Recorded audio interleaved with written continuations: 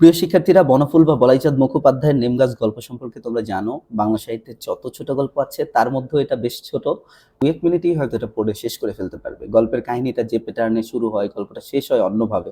পুরো গল্পে বলা হয় নিম গাছের কথা, কিন্তু শেষ মুহূর্তে রিভিল হয় এই নিম গাছ হচ্ছে বাড়ির গৃহকর্ম নিপুণা লক্ষ্মী বউ। তার মানে একটা গল্প নিম গাছের আড়ালে বাড়ির একটা বউয়ের গল্প বলছে, একটা নারীর গল্প বলছে।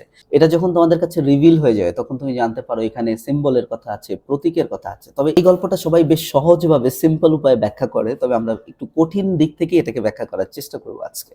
আমাদের কাছে কঠিন মনে হতে পারে, তবে এই গল্পটাকে রিভিল করার এটাই হচ্ছে সবচেয়ে সহজ পথ। এই গল্পটা আসলে কি আছে? প্রাথমিকভাবে আমরা সবাই জানি যে এটাতে নিম গাছের কথা আছে। প্রথমেই আছে নিম গাছের ছালের কথা। কেউ এটা সিদ্ধ করছে, কেউ হয়তো পাতাগুলোকে শিলে পিষছে, তার মানে এটাকে পেস্ট করা হচ্ছে, তাই না? আবার এটাকে গরম তেলে ভাজছে, বলা হচ্ছে এটা চর্মরোগের মহৌষধ, চুলকানিতে এটাকে লাগাবে। পরে আবার বলা হচ্ছে এই কচি পাতাগুলো খায়ও অনেকে, অনেকে খেতে পারে, কাঁচাই খাওয়া যায়, কিংবা ভেজে বেগুন সহযোগে বেগুনের সাথে এটাকে ভাজলে ভালো লাগে, তখন এটা যকৃতের পক্ষে উপকার, লিভারের পক্ষে উপকার। নিম গাছের আরেকটা কাজের কথা বলা আছে যে এটা দাঁত মাজার জন্য কাজে লাগে, নিমের ডাল দাঁতের পক্ষে ভালো। আবার অনেক বিজ্ঞ মানুষ বিজ্ঞের মতো কথা বলেন, ওনারা বলেন নিমের গাছ বাড়ির পাশে থাকলেও ভালো, কারণ এটা নিমের হাওয়াটা ভালো, যে বাতাসটা নিম গাছে লাগে এটা আবার শরীরের পক্ষে উপকারী।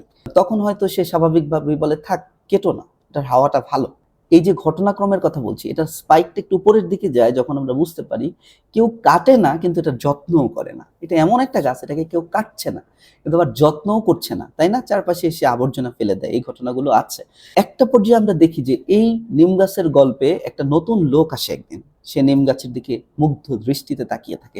এই লোকটা এসে গাছের ছাল তুলছে না, পাতা ছিঁড়ছে না, ডাল ভাঙছে না, সে এক দৃষ্টিতে মুগ্ধ নয়নে তাকিয়ে আছে।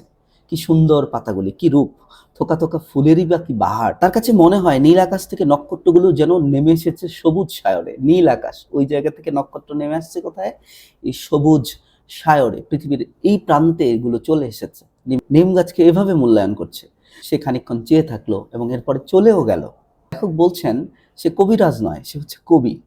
এতদিন পর্যন্ত কি ছিল, সবাই এটাকে ব্যবহার করতো, কিন্তু যখন প্রথমবার ফর দ্য ফার্স্ট টাইম নিম গাছ এত প্রশংসা শুনলো, তার ইচ্ছে হলো এই লোকটার সাথে চলে যায়, কিন্তু সে যেতে পারলো না। কেন? তার শেকড় অনেক দূর প্রথিত, তার মানে শেকড় অনেক দূরে চলে গেছে। এটা একটা আবদ্ধতার মধ্যে নিজেকে বন্দি করে ফেলেছে, সে আর যেতে পারলো না। গল্পের টুইস্ট রিভিল হয় শেষ লাইনে। লেখক যখন বলছেন ওদের বাড়ির গৃহকর্ম নিপুণা লক্ষ্মী বউটার একই দশা, তার মানে পুরো গল্পে আমরা নিম গাছের কথা পড়লাম, কিন্তু শেষ মুহূর্তে জানলাম বাড়ির যে লক্ষ্মী বউ, যে গৃহকর্ম নিপুণা, যে অনেক অনেক কাজ করে, তার সাথে মিল আছে এই নিম গাছের। সেও চাইলে তার বাড়ি ছেড়ে চলে যেতে পারছে না, কারণ এখানে তার শেকড় প্রথিত। এই সংসারের মধ্যে তার যেসব মানুষের সাথে সম্পর্ক তৈরি হয়েছে, যাদের সাথে বন্ডিং তৈরি হয়েছে, তার ছেলে মেয়ে, শ্বশুর শাশুড়ি, আত্মীয় স্বজন, তাদেরকে রেখে তার যদি চলে যেতেও ইচ্ছে করে তখনও সে যেতে পারছে না। তার মানে পুরো গল্পে বলা হয় নিম গাছের কথা, কিন্তু শেষ মুহূর্তে রিভিল হয় নিম গাছের সাথে সাদৃশ্যপূর্ণ বাড়ির লক্ষ্মী বউয়ের কথা। তো এই গল্পটাকে আমরা বিভিন্ন টার্মসের আলোকে ব্যাখ্যা করব, আমাদের সাথেই থাকো। প্রথম যে টার্মসের আলোকে আমরা গল্পটা ব্যাখ্যা করব, এটা হচ্ছে জেন্ডার্ড এলিগরি। এটা হচ্ছে লিঙ্গভিত্তিক রূপক। নারীদের কথা এখানে বলা আছে গল্পের মধ্যে। নারীরা আমাদের সমাজের মধ্যে তারা স্বাভাবিকভাবেই নিপীড়িত, তারা নানাভাবে নানান ধরনের নির্যাতনের শিকার না হোক, অন্তত তারা সংসারের নানা কাজে আবদ্ধ থাকার কারণে সমাজের যে স্বাভাবিক ইন্ডিপেন্ডেন্স, এটা তারা ভোগ করতে পারে না। তো সেই জায়গা থেকে এটাকে আমরা জেন্ডার এলিগরি হিসেবে উপস্থাপন করছি, মানে এটা হচ্ছে লিঙ্গভিত্তিক রূপক।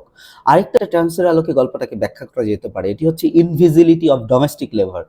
আমাদের সমাজে যে গৃহকর্মগুলো হয় এটা কিন্তু ইনভিজিবল। নারীরা যে কাজ করছে সংসারের মধ্যে, এটা দেখা যায় না। একটা কর্মজীবী নারী যিনি অফিসে কাজ করছেন, তার ক্ষেত্রে হয়তো এই কাজগুলোকে সহজে ব্যাখ্যা করা যায়, সহজে এটাকে শর্ট আউট করে উপস্থাপন করা যায়। কিন্তু যে নারীটা সংসারে কাজ করছে, সে সকালে কখন ঘুম থেকে উঠলো, রান্না করলো, পরিবারের সদস্যদেরকে রেডি করে দিল, তার বাচ্চাকে স্কুলে পাঠালো, এই বিষয়গুলোকে কিন্তু আমরা ঠিকভাবে মূল্যায়ন করতে পারি না। এটাকে আমরা বলছি ইনভিজিবিলিটি অফ ডোমেস্টিক লেবার। এই গল্পের আরেকটা ব্যাখ্যা হচ্ছে the psychology of roots and societal shackles. The psychology of roots, roots মানে শেকড়, তাই না? গাছ, নিম গাছের প্রসঙ্গ আমরা বলছিলাম যে একটা নিম গাছ, তার শেকড়ের কারণে সে কবির সাথে যেতে পারছে না। আমাদের নারীদের দশাও সেম, শেকড়ের কারণে পরিবার ছেড়ে কোথাও যেতে পারছে না। এবং এই বিষয়টাকে আমরা ব্যাখ্যা করছি সোসাইটাল শেকল হিসেবে। তার মানে এটা সমাজের একটা শৃঙ্খল, সমাজের একটা শেকলে তারা বন্দী, যেই বন্দিত্বের দশা থেকে তারা সহজেই মুক্তি পেতে পারছে না। 3 নম্বরে আমরা যে তত্ত্বের আলোকে এটাকে ব্যাখ্যা করতে পারি, এটা ইউটিলিটারিয়ানিজম বা উপযোগিতাবাদের আলোকে এটাকে ব্যাখ্যা করা যেতে পারে। একটা নিম গাছের ততক্ষণ পর্যন্ত দাম আছে যতক্ষণ পর্যন্ত সবাই তাকে ব্যবহার করছে। তার ছাল ব্যবহার হচ্ছে চর্মরোগের ওষুধ হিসেবে, তার পাতা কেউ ভেজে খাচ্ছে কিংবা তার ডাল দিয়ে কেউ দাঁত মাজছে, এই সময় পর্যন্ত এটার মূল্য আছে। কিন্তু এটার যখন উপযোগ ফুরিয়ে যাচ্ছে তখন আর এটার কোনো ধরনের দাম নেই। কিন্তু সর্বশেষ আমরা কবির মুখে নিম গাছের যে প্রশংসা শুনলাম, এটাকে আমরা বলতে পারি অ্যাস্থেটিক্স, সৌন্দর্য তত্ত্বের আলোকে এটাকে ব্যাখ্যা করা যায় যে দেখো সবাই এটাকে ব্যবহারের জন্য ব্যবহার করছে, কিন্তু একজনের কাছে কিন্তু এটা শোপিস, সৌন্দর্য। সে ডাল ভাঙছে না, পাতা ছিঁড়ছে না, সে ছাল তুলে নিচ্ছে না, সে সৌন্দর্যে মুগ্ধ হয়ে তাকিয়ে থাকছে। এটা অ্যাস্থেটিক্সের বিষয়। আমাদের সমাজের মধ্যে যেমন উপযোগিতাবাদ বা ইউটিলিটারিয়ানিজম আছে, পাশাপাশি নান্দনিকতার কথাও আছে। সর্বশেষ আমরা গল্পটাকে ব্যাখ্যা করব এক্সিস্টেন্সিয়ালিজমের উপর। তার মানে হচ্ছে অস্তিত্ববাদ, নারীর অস্তিত্ববাদের কথা আছে, সে কিভাবে সংসারে টিকে আছে। নিম গাছের চারপাশে যেমন আবর্জনা জমে যায়, তখনও নিম গাছকে ওইখানে স্ট্যান্ডিং অবস্থায় দাঁড়াতে হয়। নারীর ক্ষেত্রে সমাজে সে যত ধরনের নিপীড়নের শিকার হয়, যত ধরনের নিষ্ঠুর বাস্তবতার মুখোমুখি হয়, তার মধ্যে তার কাজ তাকে চালিয়ে নিয়ে যেতে হয়, ফাইটিংস করে তাকে বেঁচে থাকতে হয়। এটা হচ্ছে অস্তিত্ববাদী দর্শন। তুমি যদি এই 4টা দর্শনের আলোকে গল্পটাকে ব্যাখ্যা করতে পারো, 4টা পয়েন্টের আলোকে, তাহলে দেখবে যে তোমার ব্যাখ্যাটা সকলের চেয়ে আলাদা হয়েছে। আশা করছি বুঝতে পেরেছো। ভিডিও ভালো লেগে থাকলে অবশ্যই চ্যানেলটি সাবস্ক্রাইব করবে এবং কমেন্ট বক্সে জানাবে কেমন লেগেছে।